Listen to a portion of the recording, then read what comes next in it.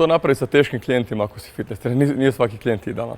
Ali nije ni u kafiću. Sad mislite kad prođe 100 ljudi jutro na kave, šta mislite da ovom konobaru, ne znam, vlasniku kafića, svih 100 dođu raspoloženi. Pa na tih 100 sigurno 10% njih 10 dođe koji gunđaju, imaju neki svoj problem životni i onda se strese na to što nije mi kava dobro, mlijeko si mi krivo stavio, a u biti je sve u redu. Tako da vi isto ne znate kako neko nosi križ, neke probleme, neki klijent koji je došao k vama.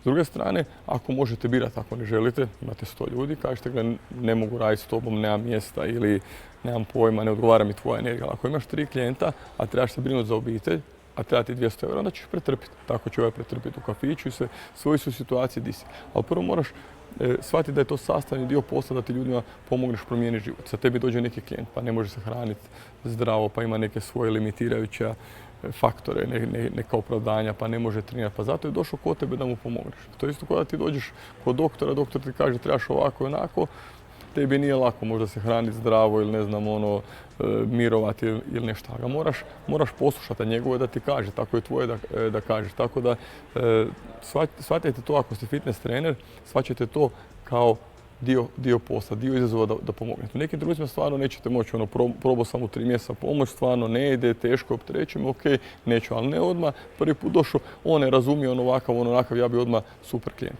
A nije, niko ima super klijent. Znači ja radim 25 godina ovaj posao i mogu stvarno biti sretan da nam je većina ljudi sad u dvorani stvarno dobrih i većina i klijenata i sportaša je dobra. Trebalo je vremena da se to filtrira i da jednostavno dođeš do toga da ti neki odu i neki bolji dođu. Ali tvoje kao trener, ako si u radu sa ljudima ili ako radiš u kafiću ili radiš bilo kakav posao, da se sa time nosiš svakodnevno. Nekad će biti manje, nekad više, ali jednostavno to prihvati, nemoj da te to nervira.